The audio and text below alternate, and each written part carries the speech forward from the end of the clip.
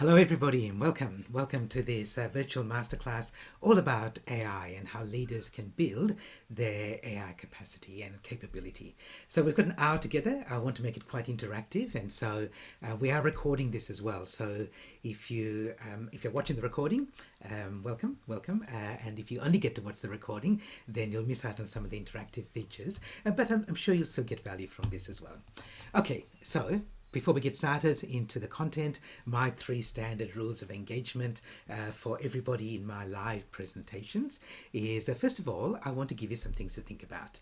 And can I encourage you in this session, in the hour that we've got together, think big, think a little bit bigger than what you might even think is possible or what you think is practical for you right now, because it's easier to start that way.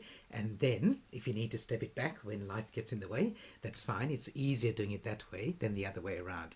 The second thing is be playful, especially if you're here in the live presentation.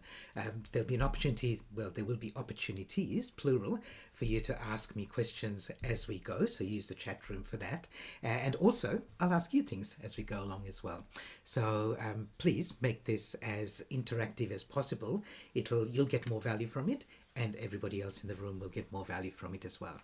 And the third thing is I really do want to give you some practical things to put into action so that you can take them away and use them immediately. So with that, the context of this, as you know, when you registered for this is all about how smart leaders are building their AI capability. And I want to help you. I'll demonstrate some things that some of my clients are doing, some things that other leaders around the world are doing, but I want to help you as well to build the AI capability within your team, within your organization. So I really want to deliver on this promise, the label that was on the packet. And specifically, 2 things that we're focusing on. So first of all is that this presentation is for leaders. So if you're a leader of a team or maybe a whole organization and you're looking at building your AI capability, what I want to give you here is a bit of a game plan, a bit of a strategic plan for you to get started and help you identify what you might want to prioritize when you're building AI capability. And I specifically want to make this point because today's not about specific use of certain tools like ChatGPT or whether Copilot's better or what's the latest thing that's coming out in the AI space from OpenAI. It's not about that. It's about for you as a leader to help build that capability in your team. And I'm really, really keen to also focus on this word build, because there are very few teams who already have AI capability, right? That sounds like an obvious thing, right? But it's not about, for example, when I speak to leaders, I will say things like, when I talk about being a future-ready leader, I'll talk about leveraging the talent that you've already got in your team, because you've already got this hidden talent, these people that perhaps you're not making most use of their skills and talents. With AI, it's a little bit different. It's very new for most people. So a lot of it is not so much leveraging what's already there, but it's building that capability, because there's a lot that people don't know. And that's okay. It's all right to not know where you are at the moment, but this will give you an opportunity to plan for that future. So a couple of little things that you can do to engage. One of the things in Zoom is you've got these reaction buttons that you've got at the bottom of your Zoom screen.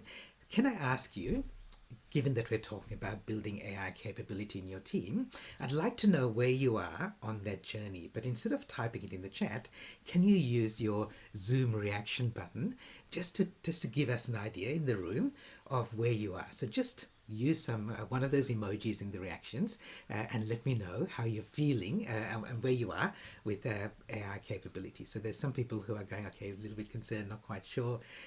There's some laughs in there, smiles, some tears. There might be tears of joy, I'm not sure. And thumbs up, good. So some people are already making progress in that area, which is good as well. Okay, thank you. And also, as we go through this time that we've got together, anytime you want to use the emoji reactions, please feel free to do that with any of the content or any of the questions or anything that's coming up. It just helps us feel like part of a room as well. So feel free to use that as we go through the session. I'm going to ask another question, and this is for you personally. So, even though this session is about capability for you and your team, specifically, and I'm going to ask you in one or two words, if you can type in the chat, how do you feel about AI? Just in one or two words. If you do a large sentence, then it won't appear on the screen. But if you just type in the chat in one or two words, how do you personally feel about AI? And we'll see what people are saying.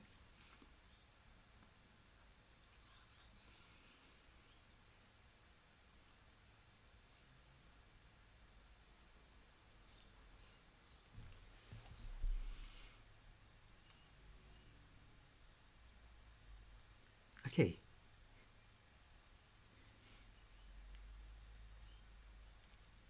Great. Okay, so look, it's really interesting because when in my keynote presentations about AI, one of the questions I ask at the start in a conference room is I say, put up your hand if you're excited about AI. Lots of people put up their hands. So put up your hand if you're concerned about AI. Lots of people put up their hands.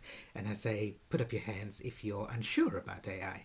And again, lots of people put up their hands. And then I say, how many people put up their hand all three times or even more than once? And there's a bit of a laugh, but people do put up their hands. And I think this is appropriate and right. So we should be excited about AI, we should be cautious and concerned about AI, and we should be unsure about AI. It's really interesting that here in our room today, these were the top three responses, because we literally don't know what AI is going to look like in 5 or 10 years, or what our world is going to look like as a result of the impact of AI in 5 or 10 years, especially in 10 years. And if anyone tells you that they know this, they're lying or they're deluded. So we should be excited, cautious, and unsure about it. But of course, we've got to be ready to move forward with it as well. So thanks everyone for taking part in that. And if you are, as you saw there, optimistic, cautiously optimistic, excited about it, unsure about it, wherever you are at the moment, that's okay. That's all right. And I hope by the end of this session, you will have moved a little bit in the direction that you want to go. And it might be that you're really excited about it, but you didn't realize some of the things you need to be cautious about. So it's okay if you dial it down, but it's also okay if you dial it up. There's a lot of news and media about AI, and unfortunately, most of it's negative. So you'll see stories like this that say that 40% of CEOs say AI is going to destroy humanity in 10 years' time. You should ignore stories like this. First of all, if you look at the research that was done here, it doesn't really say that. It's just a nice headline to grab attention. But also, the most important reason why you should ignore stories like this is because they're just not relevant. They're not useful to us. So in 10 years' time, the world is going to be different. We all know that. You don't need me as a futurist to tell you that. But what you need to know is what to do now to be ready for that world.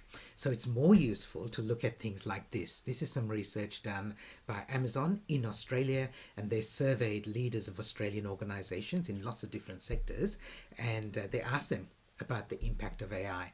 One thing that many leaders said is it's going to be very positive for us, and it's very positive for our employees, and also they talked about what it meant for their organization. In fact, let me do a little poll here.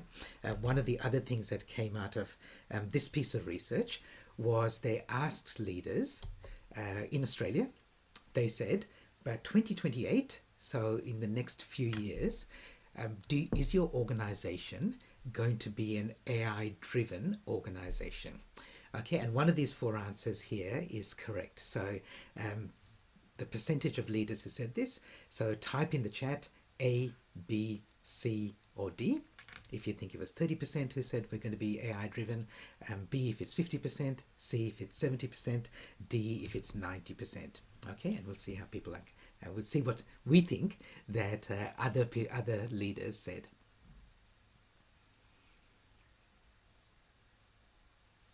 Okay, good. Expect to be AI driven organizations.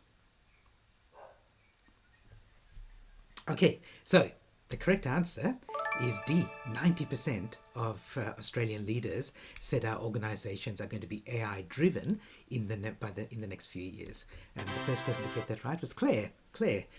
Congratulations, Claire, from New Zealand. So fantastic. Okay, so 90% of organizations in Australia reckon that they're going to be AI driven organizations in the next few years. Now, AI driven does not mean that we'll have AI robots running our organizations and we'll just be the slaves to the robots, but it means that AI is going to be underpinning everything that we do in our organization and in a few years. And I think that that prediction is pretty much spot on. It may even happen a little bit sooner than that. In fact, we're saying 90% of leaders of organizations are going to be AI driven in the next few years. Well, that's going to start and is starting even now. But you don't have to be a fully AI driven organization now. And that's what today's about. Today's saying you don't need to be. You don't need to transform your whole organization to be AI driven. You can get started, and you may never get to the point where you are changing the world with AI, but you're using AI as a tool. And I really want to make the point today that AI is a tool. It's just one of the tools that we have for our workplaces and for our workforces. In fact, there's a lot of conversation now, as you probably know, about the future of work. What's work going to look like in the future? And when people say the future of work, they mean different things. Broadly, here's what I think are the four elements of the future of work. AI fits into one of them, but if you talk about the future of work more broadly, here are the four things. There are four A's. So the first thing is assessing what work needs to be done, and also that means knowing what work's going to, like what problems you'll be solving for customers and clients in the future. The second phase is then how do you get humans and machines working together? How do you augment human work with machine work? If it's physical work, it might be humans and robots. If it's knowledge work, then it's humans and AI. The third bit, and we know this as a result of COVID, one of the aspects of coming out of COVID is people want different flexible working ways. So COVID kind of forced us out of the idea that the only way to have work and the best way to have work is to have everybody coming into an office Monday to Friday, 9 to 5, and the best team to do the work just happen to be within commute distance of your office. Now people want flexible working options, and they kind of expect it now. And we've seen that it's possible to happen. Okay, it doesn't mean that that one method doesn't exist anymore, but there are lots of other methods you need to accommodate. And the last one is about your culture, your team culture. How do you attract, nurture, and reward the best people for your team? Okay, so those are the four areas around the future of work. Today, of course, we're going to be focusing on this one here about augmenting and looking at augmenting knowledge work with AI, and sometimes even physical work with AI. Okay, so these are three ways that you can make an impact with AI. And I'm talking about this broadly, and I'm going to go through each of these three in a little bit more detail with some real examples as well. So let me explain the three ways first. I'll do some examples, and then we'll stop for questions. You can ask questions in the chat, and I'll stop along the way rather than waiting till the end. Okay, so if you want to make an impact with AI, the three broad ways to do it are, first of all, what I call A to B, so bit by bit impact. So using AI every day to improve your productivity, to improve performance, just as an assistant on a day-to-day basis. So that's bit by bit, what I call quick wins. The next bit is A to P. So these are projects, and projects are typically, well, it varies, but I reckon typically a 3 to 4 month project to implement AI in your team or your organization to create some value. Okay, and I'll give you some examples of that coming up soon. The last one, A to X, this is where you don't exactly know where you're going to go with AI, but you're on a quest. You're going to use AI to change the world, and I'm going to give you some examples of that as well. And this is AI that's going to have an impact, not just for you, but not just for your organization. It might be for your industry, your sector, the country, the world. I'll give you some examples of that as well. The point I want to make here is that you don't have to go on these quests and build these massive AI innovations. Most organizations will get most of their value from those other two things. So the quick wins and the small scale projects. Okay, so in fact, we're going to do this in reverse order. So let's start with the big ones, and then we'll move into the projects, and then we'll move into bit by bit. As I said, after I do this, after I show you some examples in these quests, I'll stop. You can ask me questions about the quests and what that means for your team and your organization as well. Okay, so I'm going to give you some examples of some AI quests, and I'm calling them quests to mean they're big things that an organization goes all in to build some AI enabled thing that is going to change. It might be changing their organization, it might even be changing their industry or sector. Okay, so here's a few examples. So the first one here, AI nurses. So this is an innovation that was announced by NVIDIA, the chip company, and they're now offering at an hourly rate AI nurses. Now, they actually don't look like this. These are not AI robots. They're actually, you're talking, as a patient, you're talking to a nurse on an iPad or a tablet. And but it's not a human nurse, it's an AI avatar, and it can respond to your questions. Now it only works on the non-clinical, non-medical questions. But there's lots of things that you can imagine. If you're a nurse, there's a lot of things that you have to do that are routine things that an AI avatar could actually do, which will free up time for you to spend on those the more important medical and your area of expertise. So these AI nurses are now being well, they've announced it and they've launched it. It's soon you can imagine that as a patient, a lot of the routine questions that you might ask a nurse might be answered by AI. Here's one here in Australia. The University of South Australia has done some research where they're using AI to scan satellite images to look for potential bushfires starting. So they're trying to detect bushfires before they get out of control. And by scanning satellite images, you can actually detect bushfires earlier than on the ground bushfire detection in general. And because AI can do it and constantly scanning these images, it's looking for patterns in the images. Okay, that's another example. Here's another example. This is being rolled out in many organizations for sales training or even customer support, customer service training or customer support in call centers, that you have these call centers and people staff are responding to customers or potential customers in the case of sales, and the AI is listening in on those sales calls or customer service calls. And the simple version of this is that the AI listens, and at the end of the call gives the salesperson or the customer service rep some feedback on what they did and what they might be able to do better next time. They might also notify the manager, and so that the person, the staff member and their manager can talk about what extra training that the person might need. The more sophisticated version is that during the call itself, the AI provides coaching to the person making the call. Okay, so all of these are being rolled out at the moment. So I'm not saying they're mainstream and everyone's using them, but this is a way that AI is being used. Okay, another example. Here's one that involves myself. You can see here my face or my head.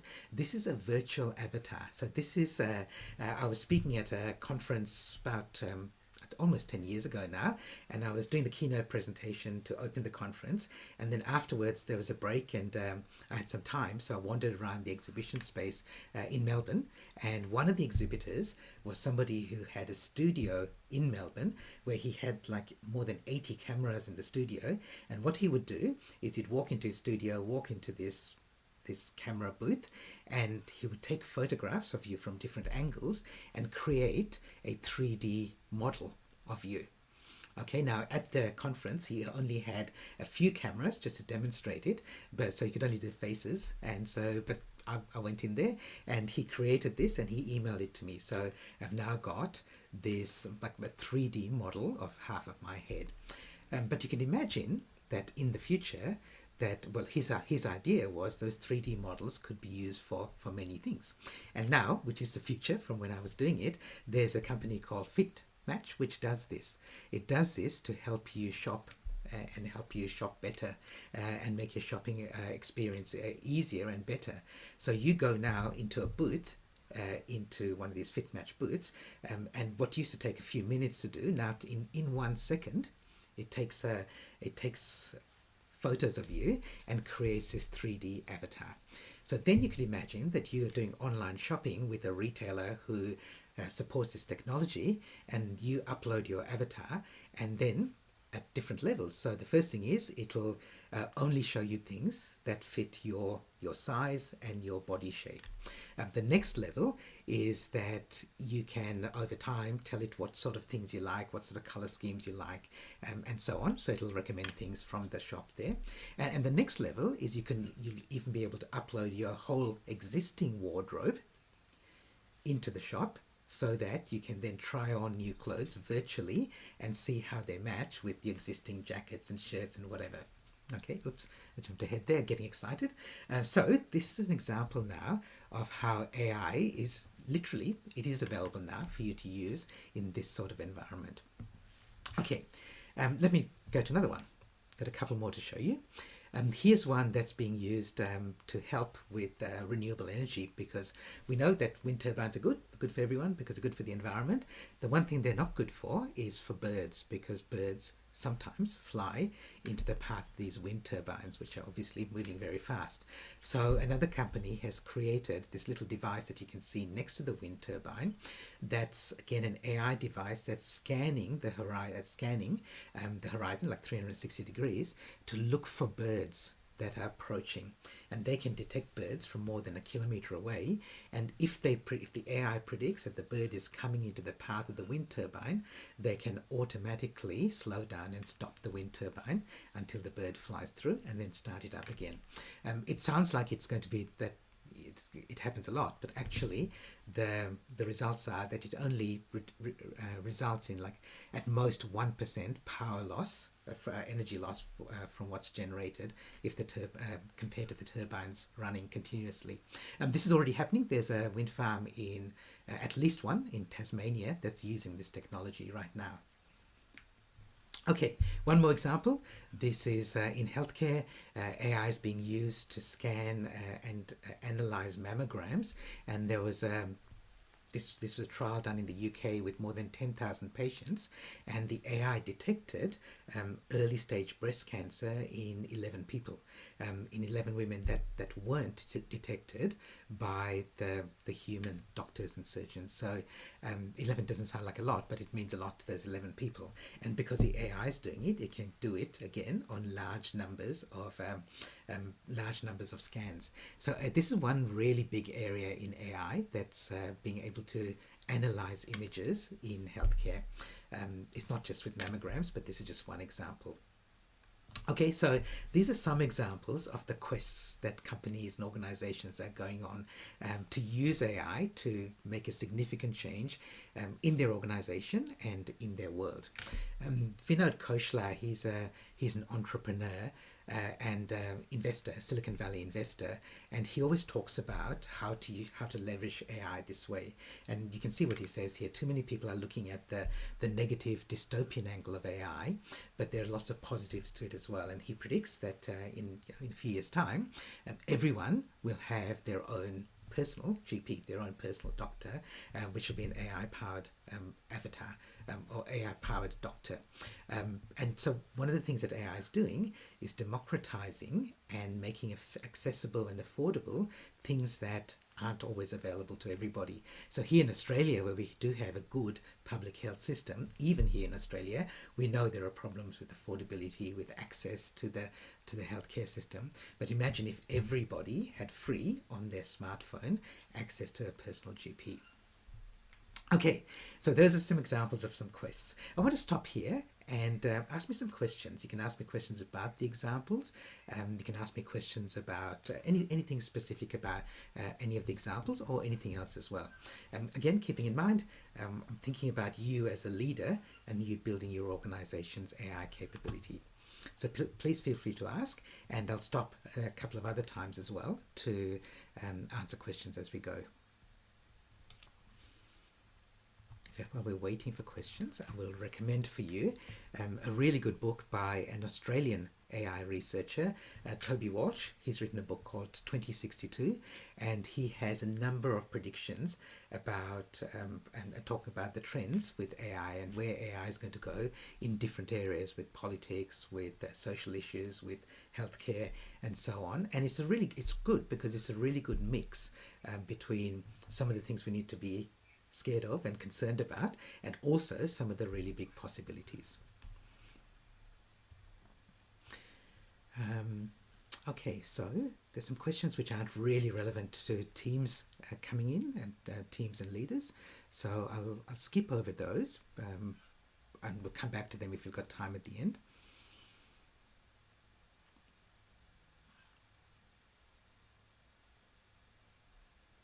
Okay, this is a private thing, so I can't bring it up on the screen here, but and I won't say who it is because I'm sure it's maybe that's the reason they made it private. Do you think every organization should do a quest? No, no. I think if you're saying should it do an AI quest, no, not necessarily. I don't think every organization. Let me go back to the poll question, which was around should we be an AI-driven organization? That doesn't mean that your organization is all about AI. It may be still, and it very likely is, very much a human-centered organization, but it's got AI underpinning it. So that's a really big thing to think about. So there are organizations, like if you're a restaurant, should you be an AI driven restaurant? Yes, you should.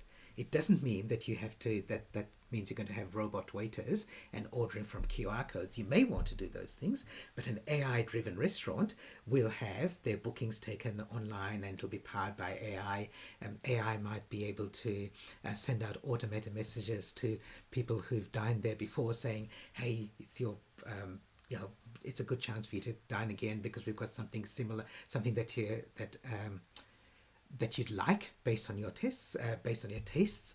So that's what AI driven means. It's AI might be running the HR and managing the shifts for the staff. So all of that is going to be more AI driven in the future, but it doesn't mean that your organization is going to be robots and chatbots.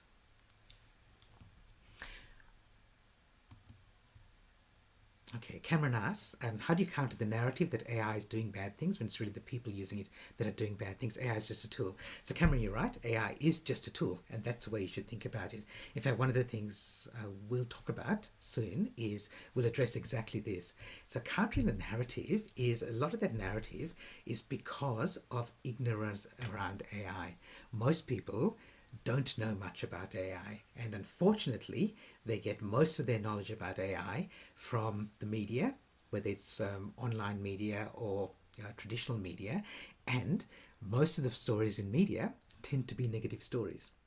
Okay, so if you don't know anything about AI and all you hear about AI are the negative stories, especially if it affects your job and is AI going to replace me? Will I be out of work? Will the world be out of work because AI is doing all our jobs? If that's all you hear, then it's very easy to think that's what AI is. And I think a really big part of your role as a leader is to help build that base level of AI knowledge to show that it's a tool that has huge potential as well. Okay, and that's the way to counter that narrative, Cameron. It's hard to persuade people if all they've heard is a negative side of it. I've got a story about that, which I'll come to later as well when we talk about that area. Okay, any other questions around this? Okay, let me move on to the second area. So this second area is the one that I really like this area, and perhaps I really like it because I help clients in this area and I see the results that they're getting. But I think for most organizations, the best value you're going to get from AI is not by going on these quests to change the healthcare sector or to change energy or to the sort of examples I showed you earlier around AI that's being used to detect bushfires and so on. I don't think most organizations are going to be doing that. I think the best value you're going to get from AI is to run projects. These are smaller scale projects that they take 3 or 4 months to do. And coming back to Cameron's point, AI is a tool that will help you add value in your organization. In fact, in my AI Accelerator program, what I do is, actually this comes back to your question, Cameron. So 3 things that I do. So first of all, the the whole program, I'll just give you a quick overview, is first of all, let's sit down with your leaders and let me run my AI Leaders Lab, which addresses the potential and some of the risks and challenges of AI. And sometimes, depending on time, I'll even demonstrate some of the things that leaders can do immediately to get value from AI. Then that AI at work, this is the thing I was talking about, Cameron, whether it's my workshop or something else, what you want is you want people to see the potential of AI. So this is where they actually see AI in action and they see some of the things it can do. And we talk about some of the ways to use it carefully as well. But the main reason for doing this one is to get people open to the idea that AI could be a really useful tool in their workplace rather than this negative thing that might put their job at risk. And then get together a bunch of people from the organizations, the AI champions, and each of those champions, they might be from different departments, and each of them picks a project that they're going to work on for 3 to 4 months, and then they and their team, they select the team, they will work on this project for roughly 3 to 4 months. It's a project that creates real value in their team. And what I mean by value is it's one of 4 things. So one's about money, it can make money or save money. It's the second one's about time, it can save time, or it can boost productivity, whichever way you like to look at it. And the third one is about well-being. So it'll reduce stress and increase well-being in the workplace. And the fourth one is about engagement. So increase engagement, either externally, if you're talking about your customers and clients, or internally, if you're talking about engagement within the within your team and building your team culture. So you're looking at AI, these projects, to do one of these 4 things. Actually, there's a 5th one as well. And the 5th one is that by doing the project, people get comfortable with AI. They really start recognizing that it could be really valuable for them, even on a day-to-day basis. And many people have never used it before. Still, okay? Nothing wrong with that, but until they start using it, they don't realize how powerful it can be. It's just like if you used to do all your research by going down to the local library and looking through books and talking to librarians and understanding how to use, well, card catalogs or fiches or knew the Dewey Decimal System. That's good. And you'd never heard about Google, and then somebody said, hey, there's this tool called Google. Did you know that you can do some of this online? It would be mind-blowing, okay? It would really change the way that you do your work. AI tools from doing projects or these quick wins, which we'll get to next, are similar to that. Okay, if you've never used them, you don't understand, you probably don't understand how powerful they can be. So I reckon for you as a leader, one of the things to look at is quick wins, which we'll get to later. But the other thing to look at is this, is to prioritize practical, profitable projects. So practical things are things that you can do that don't require a lot of IT knowledge. You definitely want to bring your IT team on board as well, to make sure that it's done safely and responsibly. And sometimes you need software and there's security issues and so on. So you need your IT team on board. But these are things that ordinary people can do, non-IT people can do. That makes it practical. Profitable is look at one of those 4 values that you're going to get out of it, really 5. And then these projects. So I'm going to show you some examples of projects. Let me just see. Okay, I will get to Eric's question. It's a good question. I'll do that after I show you these examples. Okay, so I've got some examples here, and these are examples that I've worked with clients on. Actual real examples. I'm changing it slightly just to preserve confidentiality and privacy, but broadly, these sort of examples are the sort of things that I've given you 5 examples of things that I've done with clients. So a daycare center. So they want so whenever they have a new child enroll, parent enroll their child, the staff have to create a development plan for that child. It normally takes about 3 hours to create a development plan for each individual child. So this team put together and create an AI solution where they could create a development plan in 15 minutes rather than 3 hours. So what they did was they got AI to build the draft of the development plan according to their template in about 10 minutes. And then, of course, they want the human staff member to review it and use their expertise to be able to make sure it was appropriate. But all the hard work was done by the AI. So the heavy lifting was done by the AI, and then the the final bits, the human intelligence on top, was done by a human staff member. So it meant they could create the development plans faster, which is fantastic because it saved them time, and also they could update the plans more frequently because it didn't take as long to do each time. Okay, as I'm showing you these examples, think about how that might work for you. You may not be creating development plans for children who are in a daycare center, but think about how this could work for you. By the way, I've shown this example to other people, and somebody else said, look, I work in HR, and we could use something exactly like this, but for onboarding new staff when they join our team. Okay, so I want you to think of these examples to spark ideas for you, and then you can ask me questions about them. And the second one is around aged care. So this is an aged care facility that they don't provide residential aged care. What they do is they help people who, as they're getting older, want to live independently in their own homes. So what they do is they go out and do a safety assessment of the home to look at risks, hazards, and things that the provider needs to allow for. So it requires a person going out and doing that, and they used to have a long checklist of doing it. Now they take their smartphone and they use an AI tool, and they wander around with their video camera and taking photos, and then give that to AI to say, create a safety report and do a safety assessment for this home.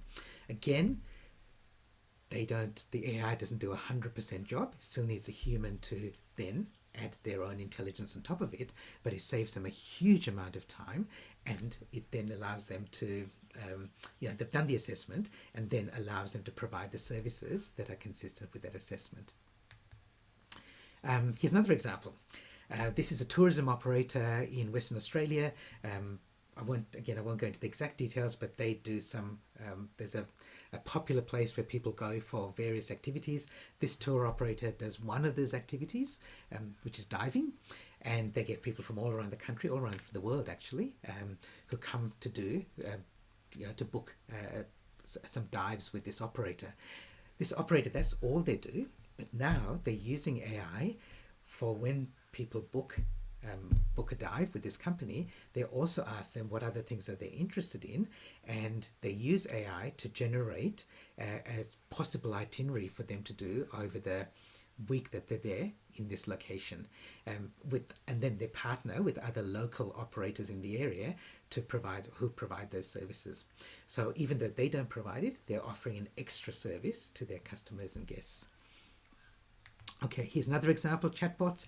I'm sure that most of us have seen a chatbot on a website where you go to a website, a little chatbot pops up.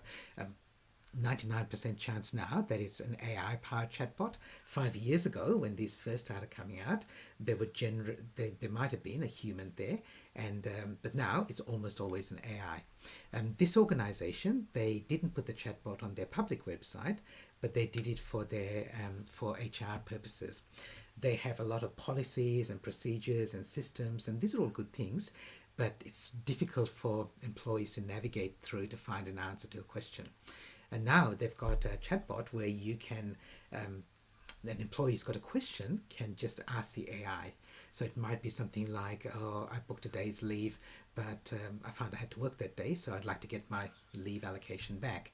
And they ask that to the chatbot, and then it directs them to the particular policy and the paragraph, which tells them what they need to do to get the solution to their problem, rather than going to HR directly and getting that information when it's already there. It's just difficult to access. Okay, one last example, a tender writer. This is not somebody who writes romance novels.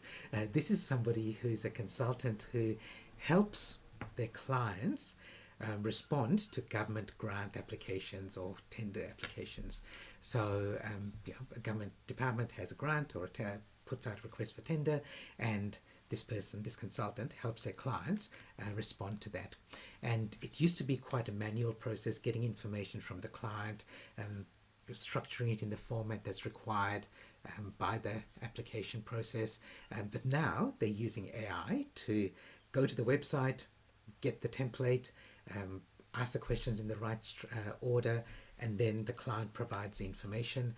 And then again, it's still up to the client and the consultant to massage that to get it perfect. but the AI does 80% of the work. It does most of the heavy lifting, so that now the human intelligence is used for only the things that the human intelligence is required for, rather than all of this boring routine admin stuff of gathering the information and putting it in the right format and so on.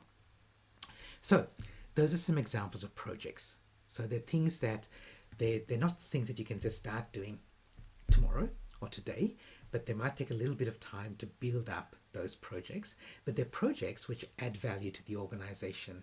And in all those cases, this is true, yeah, in all those cases, these are organizations, or these are businesses that, maybe not in the last case, but in most of those cases, these are businesses that are still very human focused businesses. We're talking about aged care and childcare and running tourism business. These are things that are very people oriented, but these organizations are using AI behind the scenes to be able to provide that front facing, that human facing service in a much better way.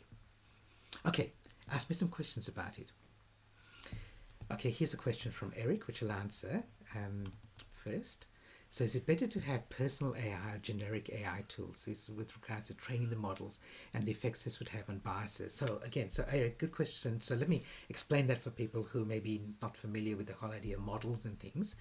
So many of the tools now, the reason that AI has just blossomed in the last 2 years, there's a number of reasons, but one of them is because of this tool ChatGPT, and then there are others, Microsoft Copilot, Perplexity, things like that, which are, they're called large language models. So they've been trained on huge amounts of data from the world. So I studied AI at uni. So more than 30 years ago, my computer science thesis was about AI. And at that time, we thought that the only way that AI could work to any level of competence was to be trained specifically on data, on your internal data. It turns out that that's not necessarily the case. These large models like ChatGPT are fantastic at solving problems for many organizations. In fact, many businesses, many clients are surprised if you ask AI, write me a strategic plan for my business, and you give them a little bit of detail, they're surprised by the result it gives them. It's not perfect, but it's not bad, because we like to think that we're unique, but the fact is we're all similar in many ways. So my business as a futurist, and even running online presentations, there are hundreds, thousands of other people around the world doing it. No, I'm the best, but there are lots of other people doing it. And so if I ask AI for advice about my business, I don't have to give it access to my client database and my past revenue and so on, because it knows about other futurists who are running similar businesses. So the question that Eric asked about whether you need to train the models, for many of the projects that you're doing, you don't need to do a huge amount of training for the models. You can use the public models as long as you understand that they will have, as Eric's pointed out here, they will have limitations and biases. That's why you always want to put your human intelligence hat on top of it. In fact, given that Eric's just asked this question, let me ask you a question here. Okay, so we've heard a lot of stories about the airline industry and problems in the airline industry. I'm going to ask you 3 questions here, and I'd like you to type in the chat for each of them, yes or no. Okay, so just type in the chat yes or no. So given all the news that we've heard about airlines and turbulence and doors falling on planes and things like that, do you still feel comfortable? Oops, let me just open this up here. Do you still feel comfortable flying? So can you type in the chat yes or no? Okay, so most people are going yes.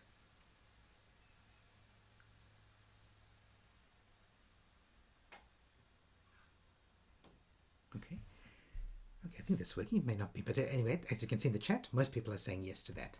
Okay, question 2.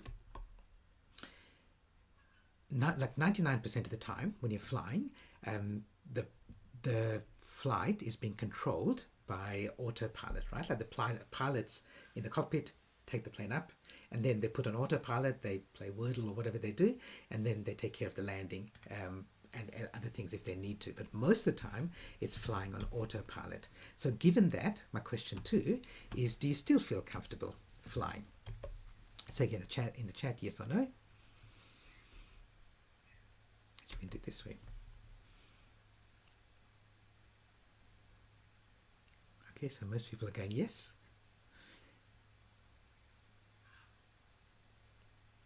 Okay, good. Okay, good. Okay, question 3. Question 3.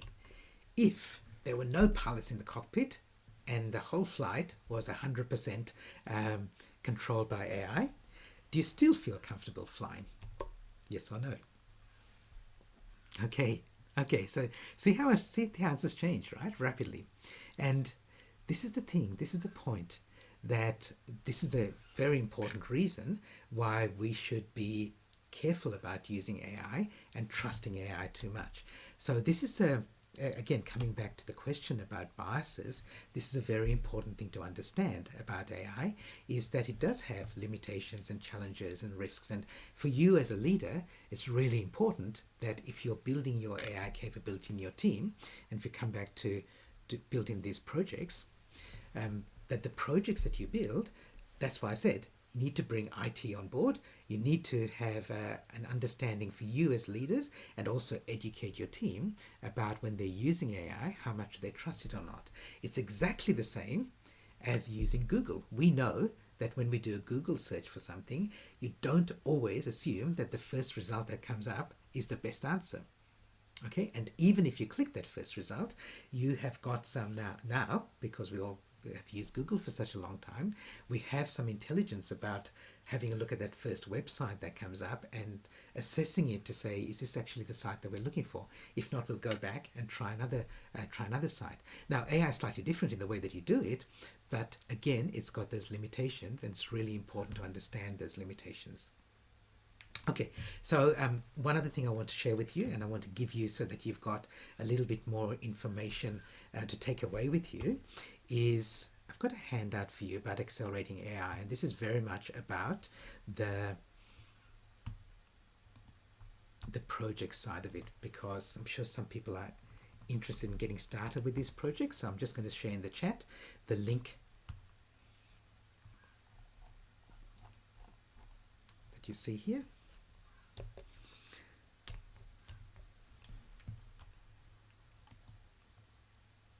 Okay, and given that we were talking about this idea around AI and knowledge, so I should say I'm not a financial planner, never played one on TV, but I want to share with you something that I think many of us have heard from financial planners and other advisors. The whole idea, the difference between, or the link between return and risk. And you've heard low risk, low return, high risk, high return. I think most people here have heard that, right? I'm very grateful to a man named Paul Council, who used to run these wealth education courses, and I went to one of his courses, and he said, mate, that's not the right way to think about risk and return. He says the way to think about it is different from that. Okay, so risk and return aren't automatically linked in that way. So he said it comes down to this. It's about knowledge. So his philosophy, it doesn't sound as sexy, is high knowledge, low risk, low knowledge, high risk. So you might say AI is really high risk because there's security problems with it, there's privacy problems, it makes up stuff, it's got biases. That's all true, but the risk goes down if you understand more about it. And more importantly, the risk goes down if you educate your team about it. Because, again, from a leadership perspective, if you're letting AI loose on your team, then you want them to understand some of the limitations as well. And they're not necessarily problems with it, they're just understanding that when you're using this tool, it is a tool and tools aren't perfect. So you need to use them in an appropriate way. There are plenty of examples where people use them badly. So there's one about teachers using AI to create lesson plans, not realizing that they're not consistent or conform with the curriculum, even if they ask the AI to make it conform with the curriculum. There's an AI story about these senior academics who submitted a report to an inquiry, a Senate inquiry in Australia, and they used AI to generate the report, and AI had made up some examples of what to call it, allegations about the allegations of misconduct by companies like KPMG. And these academics, they didn't do it maliciously, they just didn't know. And these are people, their day job is to do research, to document, to cite sources, but this is a new tool and they had no idea, well, they had limited idea about what it could do and what it would do, and they had to use their human intelligence on top of it. And one of my favorite examples, here's an AI, is a company that created a promotion in Glasgow, in Scotland, for a school holiday event, a promotion called Willy Wonka's Chocolate Experience. They used AI to create these great images in their marketing, but when people turned up, it looked like this. Okay, and people were pretty unhappy. So there were angry parents, there were tears from the kids, tears from the parents. Then the cops were called in because it was fraud. And look, this is a story about marketing gone wrong, but it's also a story about lack of information about AI. Because one of the other images they used when I researched this story was this image here. Generated by AI, looks like a great Willy Wonka chocolate experience, looks like a good photo, right? A good image. But look at the words in there. These are completely made up words. Many of the AI tools, they struggle with, if you ask it to put words, like I tried to do happy birthday on a cake with happy birthday, and it misspelled those words. There are technical reasons why, but again, here you can see most of these words don't even exist in English, but the AI used it. The problem is not that the AI got the words wrong. That's not the problem. The problem is that the human who created this image did not even realize that they had to check it before they published it and used it that way. Okay, and this is why the lack of knowledge meant that the risk became much higher and the return was lower. This was very bad publicity because this made worldwide news. So this is why you want to have knowledge as well as knowledge to reduce your risk as well as to increase your return.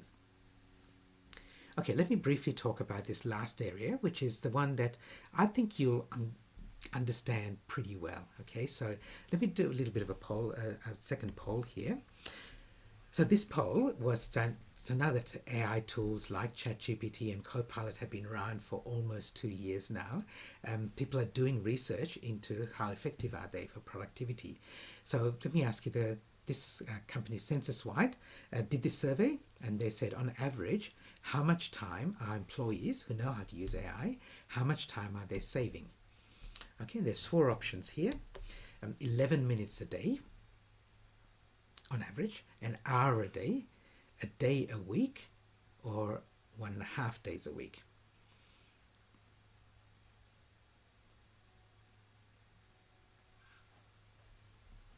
Okay, good. I see many people have voted. Okay, so the correct answer is a day a week. Okay, so people are, and it was Carol who said that. Okay, great, Carol. Congratulations, and thanks everyone for taking part in that.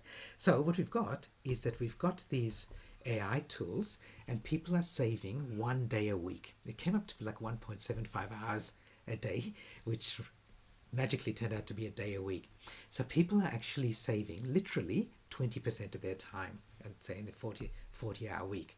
So it means that they can get there, well, it means one of two things, right? So ideally, if you've got a great workplace, it means that you get your work done in 4 days, and that means that you can have an extra day off a week. More likely, in most workplaces, it means that you actually get more work done in the week and you still have to work your full hours. But it's a huge productivity improvement. Okay, so this last area I want to talk about, and I won't spend a huge amount of time on it, I just want to show you some examples of how you can get quick wins from some of the common tasks that you're doing. This is the easiest way to get started with AI. So I love helping clients with building projects, but projects take a little bit more time. But you can do quick wins with just simple things like this. With managing your email, AI can sort your email, prioritize it, help you draft an email, help you write an email reply, and help you summarize a long email into its key points. AI can help you build presentations. there are AI tools that will now do that. So Copilot, which is the Microsoft version, tries to do it. There are some other tools that do it. I say try to because it doesn't always work very well, but there are other tools that will help you build full presentations. Again, when I say full, it does 80% of the work for you. You can use AI to summarize meetings.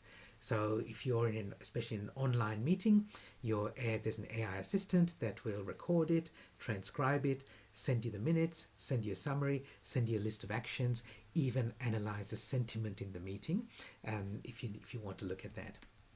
And there are AI that can help you with performance reviews. It doesn't necessarily do the review, but I had an example recently where a client was doing a performance review with one of her team members who had performed really well and was expecting a big pay rise, but the company had, for whatever reason, hadn't allocated as much as this person was expecting, and so this leader was looking for advice on how to have that conversation, and so she asked ChatGPT for things to bring up in the conversation, and it suggested some of the obvious things like saying, it's been a tough year, and we've only got this much money and it'll be better next year, stick with us, that sort of thing.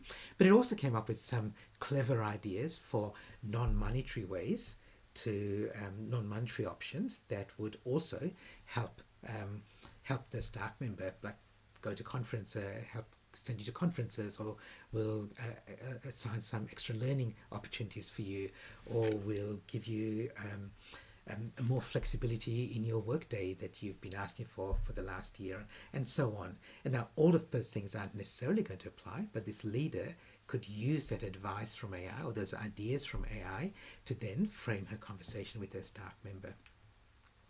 One last one is with job descriptions. So AI is great at writing job descriptions.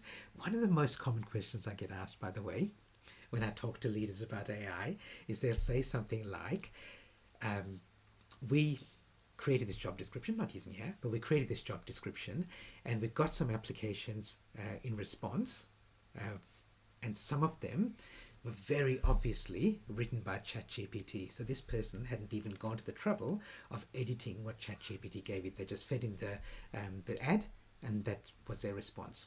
What should we do? And my answer to them is always, are you asking me how do we reject them because they're lazy and they haven't put enough effort in? Or are you asking me, how do we recruit them because they're exactly the right sort of people that we want? They're the people who are using AI right now to solve a problem, and they've actually used it for something that's valuable to them. Now, they might need they're a little bit rough around the edges, so they'll need a little bit of help with it, but maybe they're the people that you want on your team. Okay? And this is my point here. Who are your AI champions in your team?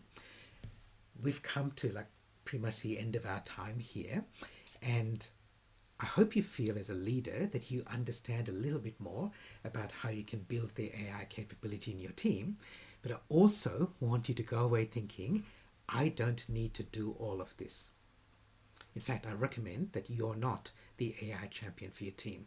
So I should say, it's fine if you are, but you shouldn't automatically think that you need to be the AI champion in your team.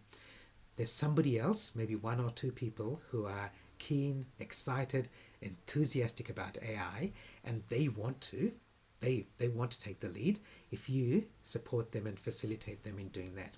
Okay, so who are the AI champions in your team? So my last bit of this before we finish up, I've got one. Okay, time's good. I have got time for this. I reckon when you're looking at AI in your team, follow this principle. Start now and look no further. Now, I should say, before you jump at me, I'm a futurist. I'm not saying don't look into the future. I'm saying don't look too far into the future. Because if you look too far into the future, it's very easy to get confused and overwhelmed by what AI can do or what some of the problems with AI are.